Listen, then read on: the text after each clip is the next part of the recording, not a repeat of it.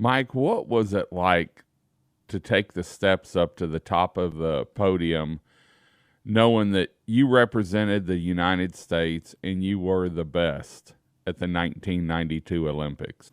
It was incredible. In fact, you promise yourself you're a shot putter, you're a tough guy, you're not going to cry, but you get up there and especially they start playing the Star Spangled Banner and you see the flag going up. It's one of those things where and especially too, there were hundreds of U.S. soldiers that were there right in front of us that were just cheering and going crazy. So it was a special time. I would say that it took a long time. It took a while to set in. That's one of the things that I was tired. It was one of those things to where I was exhausted. I was sore, but you're on cloud nine for months afterwards. Well, everyone, think Olympics in Barcelona in 1992. I'm here with Mike Stulce. The Stulce family's been down here, coming down to Bolivar for generations. In fact, earlier, when did your dad or your uncle bought the first house down here? My grandparents. Your grandparents? Back in the early 60s, they built their first house, and they've been coming down here for a lot longer than that. So you've been through all the storms, and I know y'all had been through Ike, and your other brother has. In fact, the whole family has separate homes down here. But what we're here today to talk about is your accomplishments. And we've talked a little bit about it before we started this. Tell us about Barcelona 1992 and what you did. It's kind of hard to describe. It's one of those things that's just absolutely incredible when you stop and think about it. But and I think most Texans, we kind of think in perspective of big sporting events, think about football, but, and I really wasn't prepared when I got there because, like, for example, I go to a lot of A&M football games, 100,000 plus fans. And you went to A&M. Let's start there. He's an A&M grad. In fact, y'all have a business up there, Champion Firearms now. So like a lot of Aggies, they go back to where it all started. But anyway, tell us the story about getting started and what you accomplished in Barcelona. Yeah, when I showed up there, there was no expectations. I wasn't even really predicted to medal. In fact, the guy that the Swiss thrower was the biggest lock that they had predicted. Sports Illustrated predicted him to be the winner, the shot put. And so and the stress was just incredible. And I thought, you know what, I'm going to come in here, I'm going to relax, I'm going to do my best, and it turned out. And I don't know if y'all can see it, but I'm sure I'm going to inlay a picture of this. This is his gold medalist from the 1992 Olympics, meaning you're the best. And when we were talking before that, Keith said, I've met a lot of people, they brag about, oh, I'm the best. But this is the best in the world. But you also had some other accomplishments. In college, you set some records in that also, didn't you? I won NCAA championships, and so I never set any records. I wasn't that good, but I won NCAA championships. Cool. I read an article, and we were talking about it earlier. Talk about the philosophy. You had someone that went out of their way to help you, and it sort of formed you into becoming a champion, you said. Let's talk about that, because I could tell when we were talking that it really hit home, and the way they helped you being a college student. So let's talk about who helped you and the philosophy about hips, because I don't think a lot of people like me, I was thinking arm on the shot put, but it's all about burst. And so let's explain that to everyone. Yeah, explosive power for the shot put is where it's at. In fact, when I was in college, I was a solid thrower, I was a solid technician, but I was really missing something. And so we used to go to a gym when I go back home in Houston and visit. I would go to a gym called Hank's Gym. And so we would get there, and there was, a couple Eastern Europeans, and some of the locals kind of made fun of them, didn't understand who this guy was, but it turns out he was a defector. It was a great Olympic lifter, one of the best there was. And so I went and started working out with the guy. And before that, I actually had gone to the gym and I was working out there. And this old guy comes walking up to me and he says, "Hey, do you mind if I work in?" I said, "Sure, as long as you." And how old was he though? In his 60s. In his 60s, and this is a college student. I'm 20 years old. I'm thinking, I'm invincible, and here's this old man coming to work out with me, and I made some arrogant comment like, "Hey, just don't slow me down." And he whooped my rear end the whole time we were working out, and finally at the end I said, "Who in the heck are you?" And then he finally, told me that he had defected with his family, brought him over, and they were starting their life new in this country. And anyway, finally after several different, workouts, I said, "Look, sir," I said, "I don't have any money. I'm a poor college student." I said, "But, can you help me?"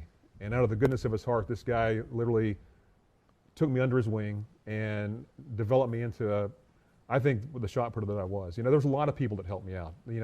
I think an Olympic champion or anybody who does well in sports, it's just not one person behind them, but this guy was definitely instrumental.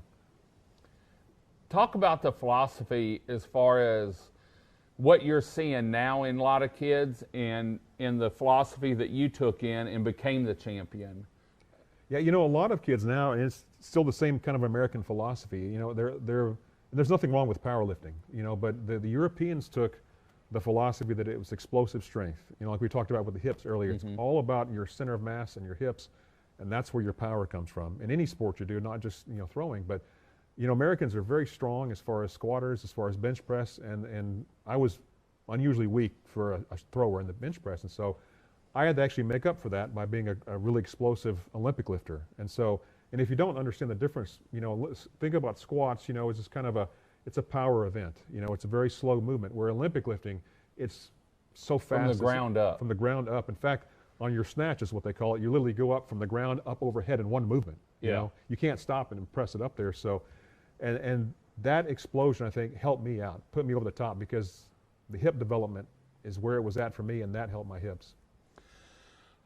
Kids today, if there's some advice that you could give the underdog, the guy that no one has faith in, but he's got the heart, what advice can you give them now as far as, getting to the dream spot? Because to me, this is a dream. Just never quit. That's the thing, is I think the difference between champions and the guys that the talent level's there. If you make it to that level, everybody's talented. But it's the guys who don't quit, who don't give up. Even though you're going to fail and you're going to fail over and over again, it's the times that you get it right and the times that you actually succeed. And that's the big thing that separates throwers or anybody, athletes. Talk about your practice throws and not thinking. Yeah. The story that you told me, let's go through that real quick, because I find that for myself. If I go out and say, okay, I'm going to leave today and I'm going to go out and video this and I'm going to get this shot, it never happens.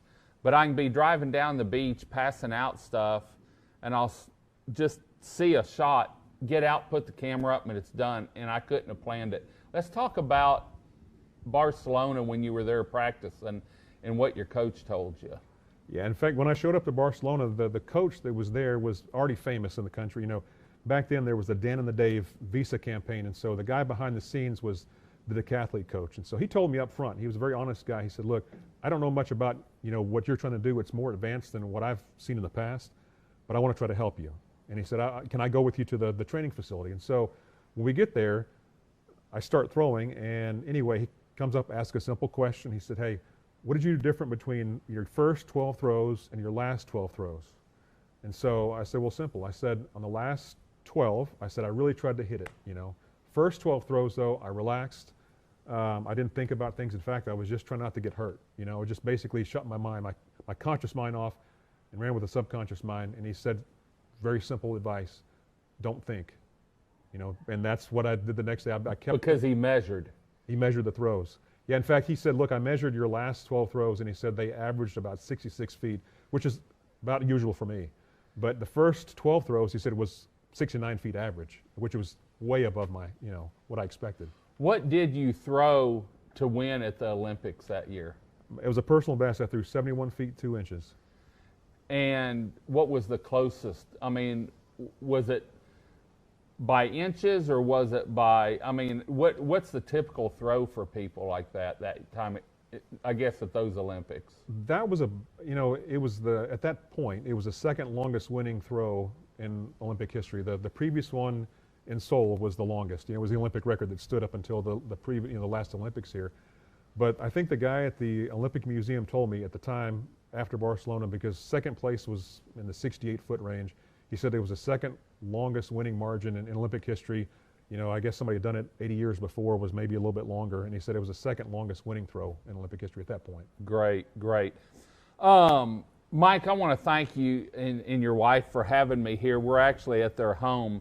And thanks for bringing the medal down here. I know it's a big thing. You go out, I guess you've done some stuff at some elementary schools and that. If there's a kid out there that is wanting to build himself, is there any place you can direct him? Something to read or something that can give him some philosophy or anything?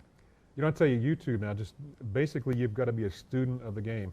Back when I was throwing, there was no YouTube. I had to beg Europeans to help me throw, and to teach me how to throw. Whereas now, the world's at your fingertips from YouTube. You Right. go out there and basically you can learn from the masters, some of the best that there are in the game.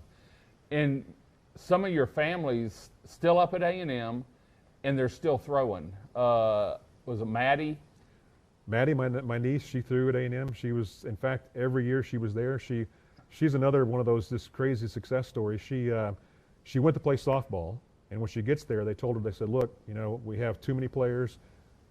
We can't let you on the team. And she passed up big scholarships to go to major universities. And so one of the track coaches was there, and he says, how tall is she? I said, well, she's about 6 foot tall. She's a big girl.